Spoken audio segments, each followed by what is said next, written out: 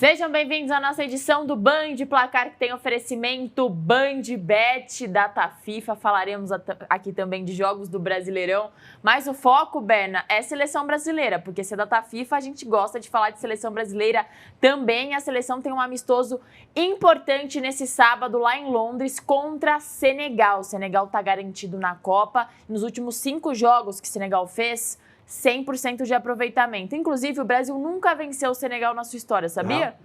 Senegal e Noruega.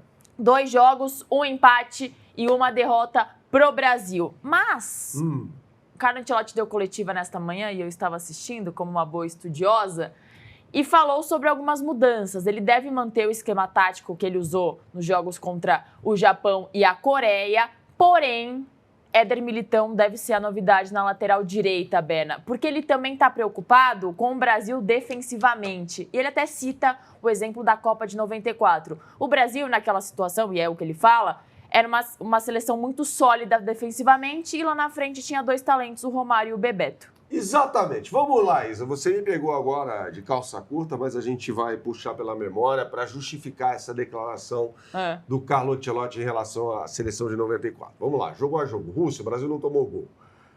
Camarões, não tomou gol. Suécia, 1 gol. Conta aí, 1 gol. Estados Unidos, não tomou gol. Holanda, 2 gols. Suécia, nenhum gol. Itália, nenhum gol. Ou seja, o Brasil tomou 3 gols em 7 jogos na Copa do Mundo de 94. Portanto, faz todo sentido o Ancelotti rememorar aquela seleção e citar como um exemplo para a seleção dele, né?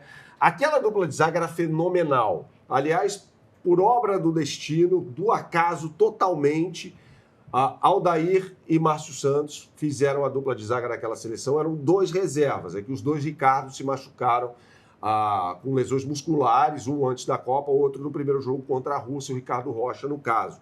Então, Márcio Santos e Aldair eram os reservas e formaram uma das melhores duplas de zaga da história da seleção brasileira, se não a melhor naquele Mundial, tá? Então faz todo sentido isso. O Ancelotti quer ter uma seleção sólida defensivamente.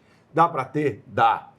E eu acho que passa muito pelo fato de o Militão ser um lateral direito também. Não só um zagueiro, mas um lateral direito. Por quê? O Militão começa no São Paulo como um híbrido, tá? Sim. E no Real Madrid ele já jogou como lateral direito. A questão você pode falar assim, mas o Brasil sempre teve craques na lateral direita. Vamos lá, vamos contextualizar a história. É verdade, desde que o Brasil passou a adotar uma linha de 4 defensiva na sua história, na Copa do Mundo de 54, houve muitos craques que passaram por ali, tá? Em 54 eram Djalma Santos e Nilton Santos. E aí você pega adiante, aí vai ter um monte de jogador bom, não preciso me estender sobre isso. Só que há uma escassez, não só na seleção brasileira, como no mundo. Sim. Né? Você olha para quais são os grandes laterais hoje do futebol. Craques. Os 2 do Paris Saint-Germain, Hakimi e Nuno Mendes, eu estou falando de laterais direitos e esquerdos, tá? Você vai olhar o quê? Trent Alexander-Arnold, hoje do Real Madrid. Que não é titular absoluto. Exato. Carvajal já é um veterano. Que mais? Dumfries na Inter, que joga como um ala. Federico Di Marco também na Inter. Não tem muito. Você conta nos dedos de uma mão, né? E o Brasil passa por isso. Você pega o Manchester City, por exemplo. O City improvisa seus laterais. Exato. Matheus Nunes é o meio-campista, joga na lateral direita. Hoje o O'Reilly joga como um lateral esquerdo. Mas o Brasil vai jogar com um zagueiro como na lateral. Cara, o Arsenal na temporada passada jogou com 4 zagueiros. Ben White, Saliba, Gabriel Magalhães e Ricardo Calafiori. São zagueiros de ofício.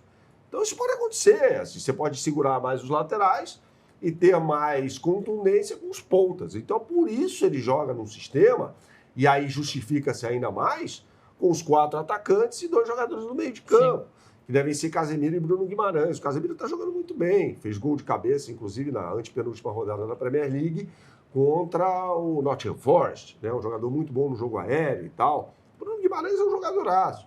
Aí você pode ter Estevam, Matheus Cunha, Rodrigo e Vini Júnior repetindo a formação ofensiva do jogo contra a Coreia do Sul, em que o Brasil deu uma goleada nos asiáticos. Exato. Então, acho que faz todo sentido isso. Numa outra edição de Band Placar, a gente vai falar mais sobre a seleção de Senegal, que é forte, um bom trabalho do técnico Pape Thiaw, Mas antes eu vou trazer para você as melhores oportunidades do mercado para essa partida, como disse a Isa, de amanhã, à 13h, no horário de Brasília, no Emirates, estádio do Arsenal, na cidade de Londres, na Inglaterra. Então aponte sua câmera para esse QR Code que está aqui em cima e você será direcionado para a capa do site da BandBet. E aqui é o seguinte, Isa. Essa odd aqui do Brasil, 1,36. O Brasil é favorito, pero no mucho. Pero no mucho. O empate está pagando 4,25 e o Senegal 7,25. Né? O retrospecto, como você trouxe da seleção brasileira com o Senegal, não é dos mais favoráveis, tá? Então, acho que a gente pode criar uma aposta aqui, fazer um bet builder, e aí você clique no jogo, né? E aqui tem o retrospecto das seleções nos últimos jogos. O Brasil vem de vitória sobre a Coreia e derrota para o Japão. Você vai no modelo criar a aposta, clicando aqui no botão, e vamos lá, Isa. Vamos montar um bet builder aqui. Vamos. Você acha que o Brasil ganha? Acho ou que a o gente Brasil vai numa ganha. dupla chance Não, aqui? vamos de Brasil, sem clubismo. Brasil, tá. Ambas as equipes marcam? Sim. Quer Sim. dizer, não, porque o Não? Ancelotti vai acertar essa defesa. Tá bom. Dupla chance, acho que não é o caso. Você acha que um total de gols de mais ou menos de 2,5? 2,5. Mais de 2,5? Menos de 2,5. Menos de 2,5, pagando 2,10 nessa possibilidade. Tá? Então, a gente tem aqui... E tem mais possibilidades, né? Exato, acho que vai ser mais ou menos, para quem está assistindo a gente, um 2-0 para o Brasil. 2-0 para o Brasil. É um bom marcador. Sem sofrer bom placar. gols. E lembrando que essas equipes podem se enfrentar na Copa do Mundo. O sorteio é no próximo dia 5 em Washington, nos Estados Unidos, ainda com algumas bolinhas que não terão os nomes dos países por conta das repescagens no plural que serão disputadas. Então a gente trouxe todo o mercado sobre Brasil e Senegal. Numa próxima edição do Band Placar, como a gente adiantou, a gente fala mais sobre essa seleção africana. Agora, Isa, vamos falar sobre Brasileirão, porque amanhã às 9h, no horário de Brasília, tem um grande jogo, um clássico paulista que pode ser decisivo para o futuro do Campeonato Brasileiro. No meio de tudo isso, de vaga para a Copa, não vaga para a Copa, seleção brasileira, Carlo Ancelotti, temos um Santos e Palmeiras, jogo atrasado da 13ª rodada na Vila Belmiro. Semana passada os dois se enfrentaram no Allianz Parque e agora oficialmente é o jogo atrasado, que será na Vila Belmiro, sábado à noite, ou seja, os jogadores não vão poder sair, vão ter que jogar bola na Vila Belmiro. Inclusive, o Neymar estará em campo como titular, deve ser o titular da equipe depois de muita polêmica, muita confusão, faixa cobrando o jogador. Mas o Palmeiras não quer saber muito disso, Beno. O Palmeiras está atrás dos 3 pontos, porque tá na briga ali, deixou tudo igual, né? O último tropeço do Palmeiras no Brasileirão. E a situação ficou igual com o Flamengo. Apenas uma vitória pró-Palmeiras o deixa na liderança. Então, independente de ser clássico, independente de ser jogo fora de casa, independente do Palmeiras ter muitos desfalques, o Abel quer, de qualquer jeito, vencer esse duelo. Mas vai ser difícil, né? O Palmeiras tem muitos desfalques. Sim. Tenta fazer uma missão para o Flaco Lopes conseguir chegar a tempo, e não só chegar a tempo, mas ter condições de jogo. Ele tem um amistoso com a seleção argentina na sexta-feira. Já está liberado pelo Lionel Scaloni. Hoje, está sendo vulgo hoje, agora. Sexta hoje. Contra Angola. Então tem essa situação para o Palmeiras resolver, mas de qualquer forma tem muitos desfalques e precisa lidar com um time alternativo. O Palmeiras tem uma série de desfalques, como você disse, são 7 jogadores emprestados às seleções, 3 no Uruguai, 2 no Paraguai, 1 no Brasil e 1 na Argentina, e 2 desfalques por suspensão. Sim. Andréas Pereira e o Alan. São 2 jogadores que não atuam, tá?